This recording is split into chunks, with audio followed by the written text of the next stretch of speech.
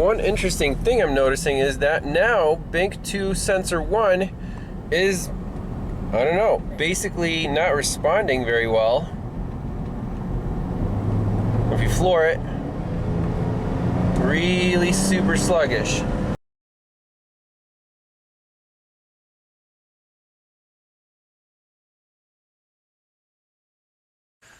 Everyone, welcome back to Pine Hollow Auto Diagnostics.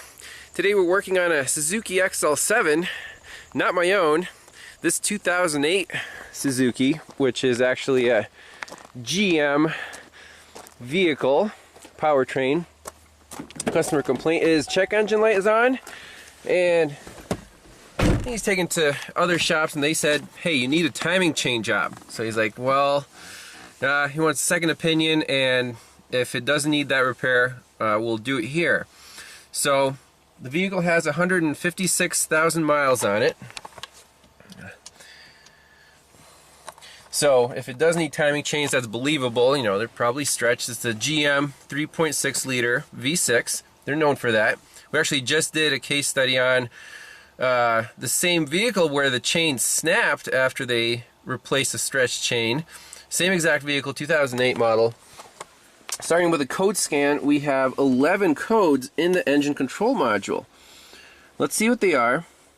An evap vent solenoid 449, 2188 fuel trim system rich at idle, bank 1, 2179 fuel system lean at cruiser acceleration, bank 2, random misfire detected, 302 cylinder 2 misfire detected, 0017 CKP exhaust camshaft position correlation, bank 1, interesting. P008 engine position system performance, bank 1. P009 engine position system performance, bank 2. P0016 CKP CMP correlation. 0018 intake camshaft position correlation, bank 2. And fuel trim system lean at idle, bank 2. So if the main chain is stretched, then it could explain all of these codes except for the 449. But for now, I just want to test drive the vehicle, see how it drives, till it's fully warmed up. And on our scanner, we can actually see, we can look at some fuel trims. The CKP, CMP degrees will probably be zeros because all these codes are set, and GM, for some reason, if the codes are set, you can't look at the VVT system or even bidirectionally control it. So let's start it up, look at some data, take it for a spin, and then we'll get the scope out and actually do a cam crank correlation on both banks and see where that goes. So for data stream, let's look at our engine data. And we just want, let's do all the oxygen sensors, long-term fuel trim, bank 1, bank 2, and short-term, bank 1 and bank 2. That's mostly what I'm interested in. Maybe we could do MAF sensor. Okay.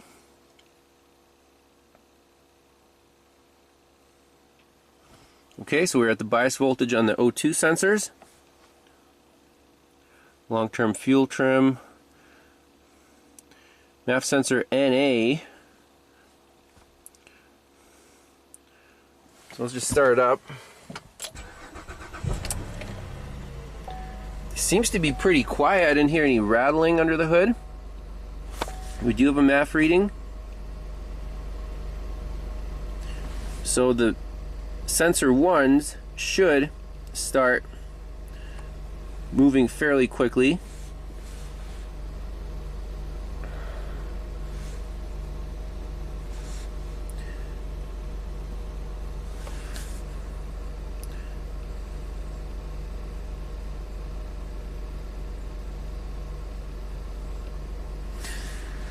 Bank 2 looks like, okay, there you go. They started switching.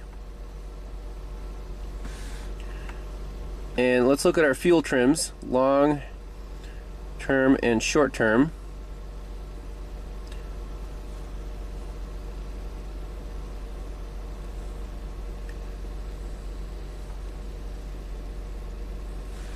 Yeah, graphing mode here isn't the best, but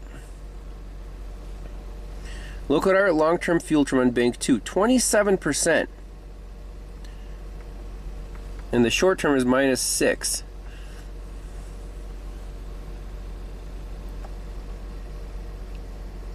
Interesting.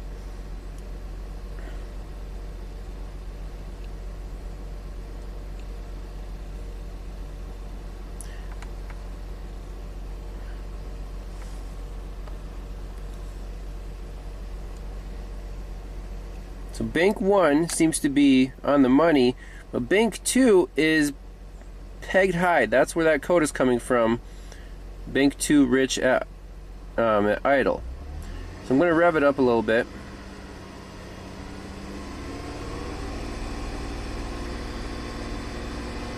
Short-term bank 2 is going down significantly.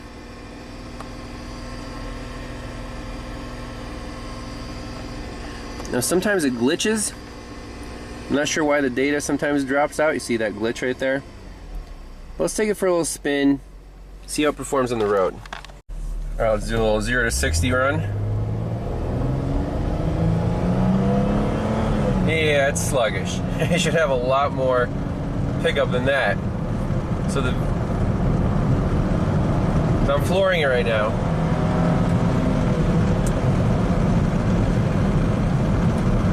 You should have a lot more low-end torque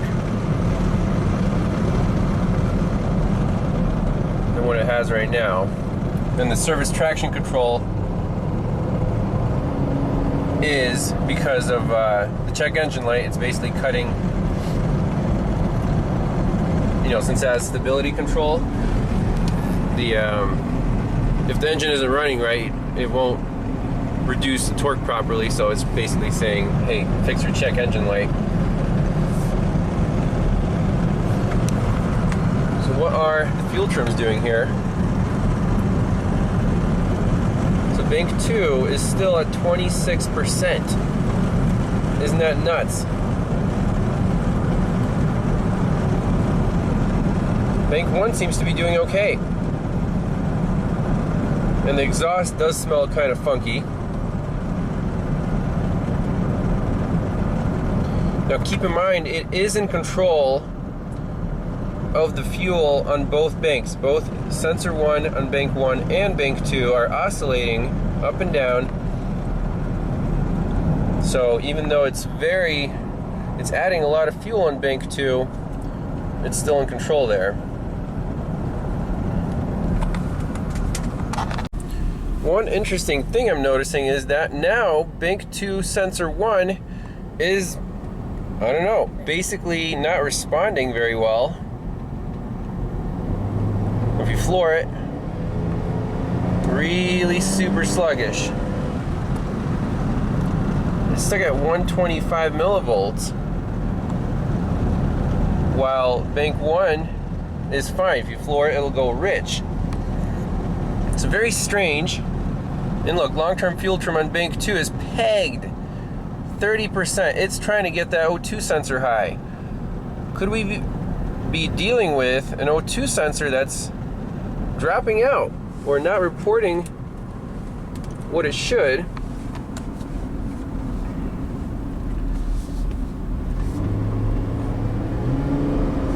It's really sluggish now. What if we downshift here and do an engine brake, see if there's fuel cut? Okay, so bank 2 sensor 1 back up to 220.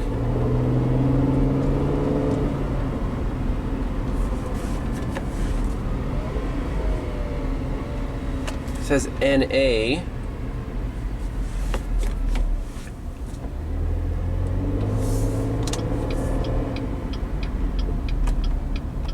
Yeah, that fuel trim is pegged high. Very interesting.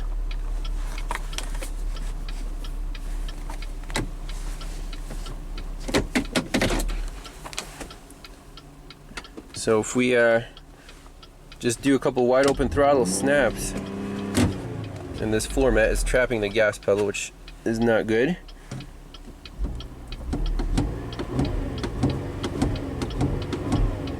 I cannot get that O2 sensor to go high at all.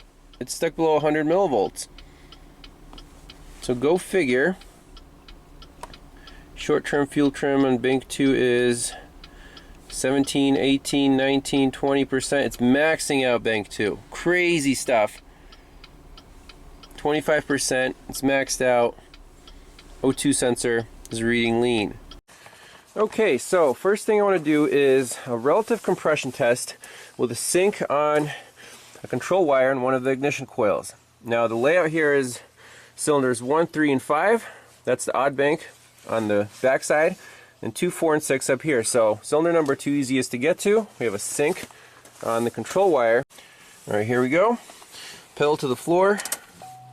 Let's crank it.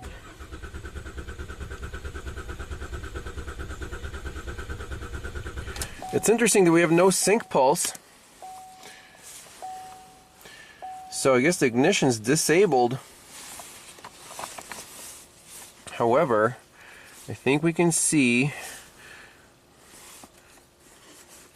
on our current waveform, if you take 6 humps, do we see a high, low, high, low, high, low? There's definitely some inconsistency. It looks like every other hump is a bit lower than every other one, but I wanted to sync it with an ignition pulse so we can figure out which bank is uneven. But it's not really important, so let's go right to our checks with the phasers and the oil control solenoids, see if this VVT system is working, but we're suspecting a timing chain, engine's out of time. That's going to be the root cause of all these problems. Alright, so let's test this VVT system, bypass test. And for this you need a scope, 4 channels, and on the wiring diagram we're going to hook up our scope to channel 1, crankshaft position sensor. Channel 2 is going to be the intake camshaft position sensor on bank 1. Channel 3 is going to be the exhaust camshaft position sensor on bank 1. And channel 4 is going to be the control. Here are the oil control solenoids for the camshafts. There's 4 of them. And I want to check them one by one. So first let's do the intake on bank 1.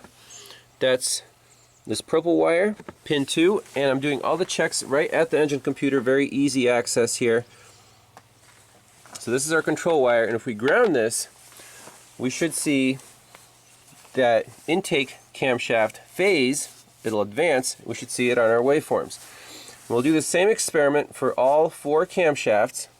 So first we'll do bank 1 intake, bank 1 exhaust, then we'll move our leads to the bank 2 camshaft position sensors and do bank 2 intake, bank 2 exhaust. So 4 separate captures on the scope, and then we can zoom in, get our degrees, see where the camshafts are, how far they move.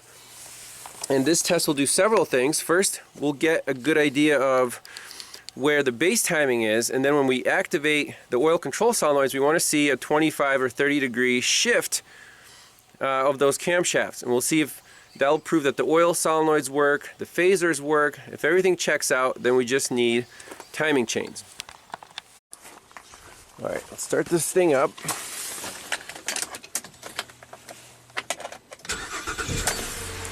Okay, make sure we have all our signals. Yes, we do. And as you can see here, right now that oil control solenoid is being turned on, and the duty cycle looks like maybe, I don't know, 20% or so.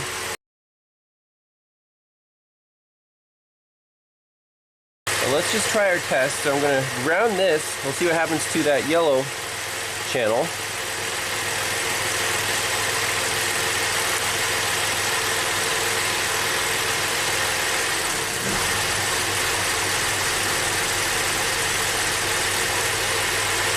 Okay, engine definitely did something. It started stumbling.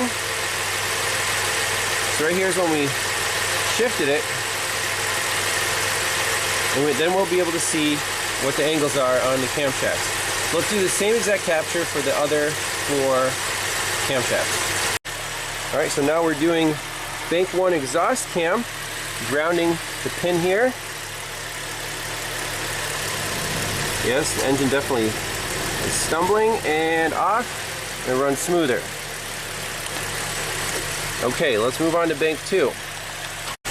Alright, we're doing bank 2 now, intake, ground the pin. Let's see here. So we start the scope. Alright, here we go. Ground the pin.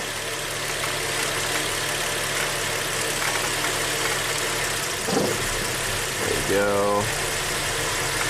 And off. On again. Definitely has an effect. Okay, here is bank 2 exhaust and grounding the pin.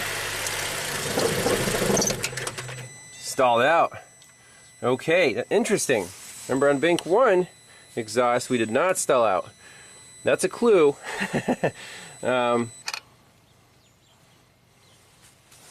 So my suspicion is here on bank 2 that exhaust cam is out of time because phasing it to its limit actually made the engine stall out completely versus bank 1, which made it stumble, but it still kept running.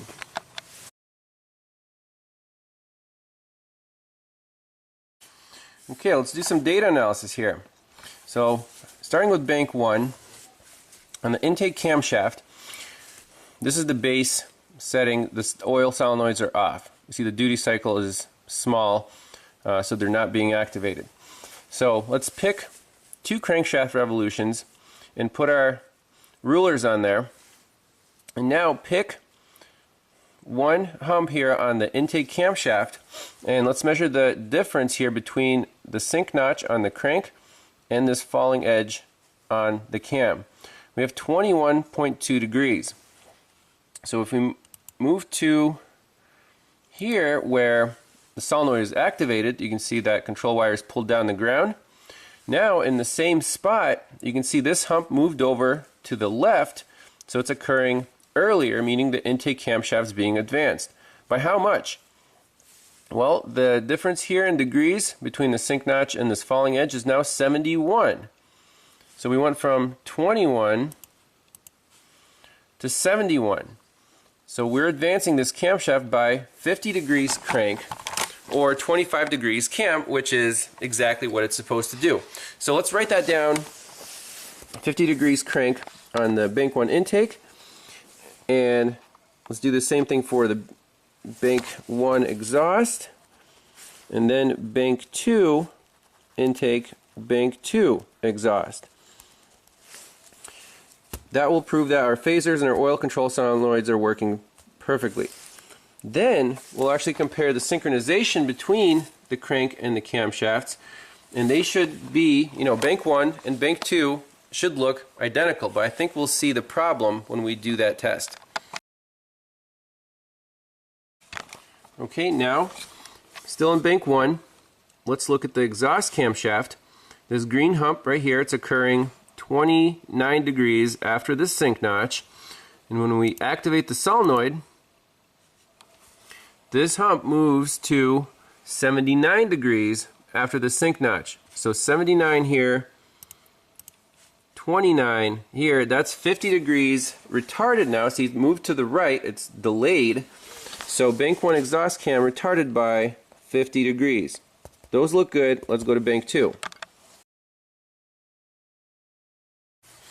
Okay, now looking at bank 2.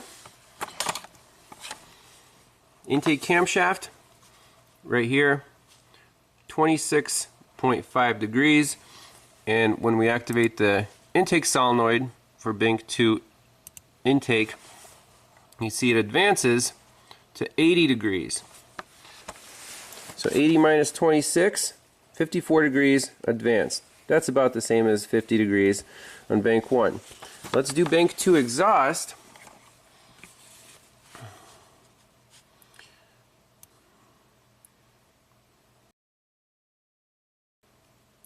So let's go back to our default here.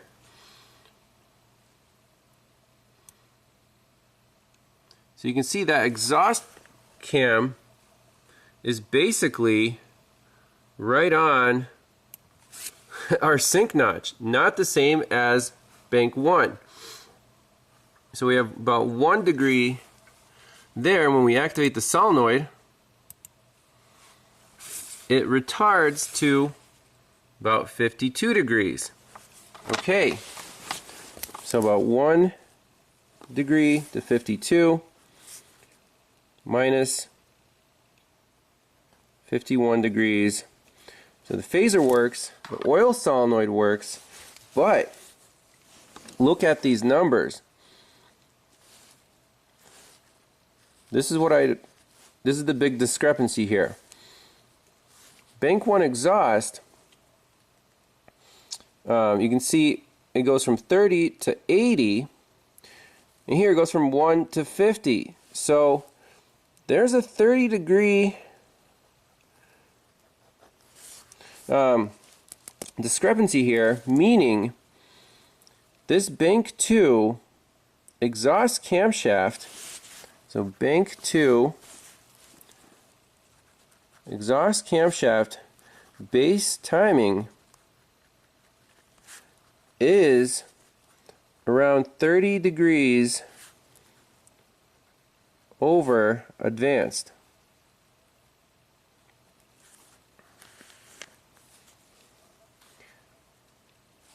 That's our problem.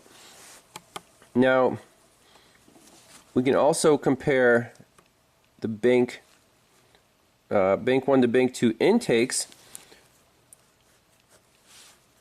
On bank 1, we're at 21 degrees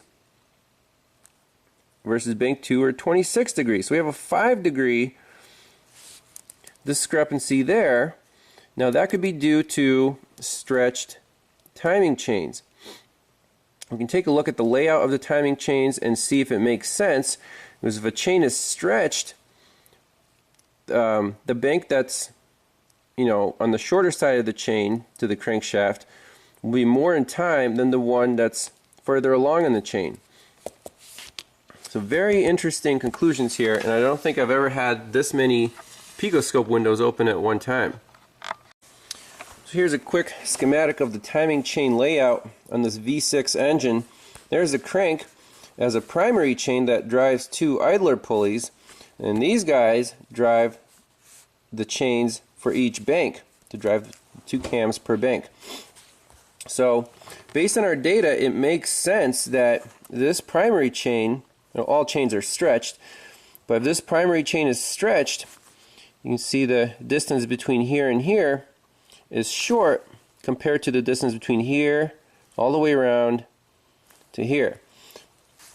So if this chain is stretched, we expect bank 1 to be more retarded than bank 2, and we can see that because on bank 2 our intake cam starts out at 26 degrees advanced, and bank 1 intake starts at 21 degrees advanced. So there's already a 5 degree discrepancy there from here to here.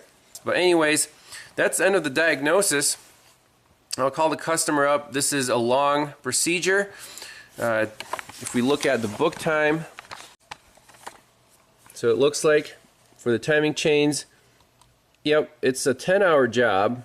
Can be done in the vehicle, and obviously we would replace all 3 timing chains here plus the guides and tensioners, so we don't have to go back into this engine for another 150,000 miles. And one more thing, this thing definitely needs an oil change. I checked the level, it was okay, but the oil is black because this thing's been running so poorly for so long. It's diluted with oil, so that obviously it's not good. But at least we proved that our oil control solenoids are good, our phasers are fine. This thing just needs chains, guides, and tensioners.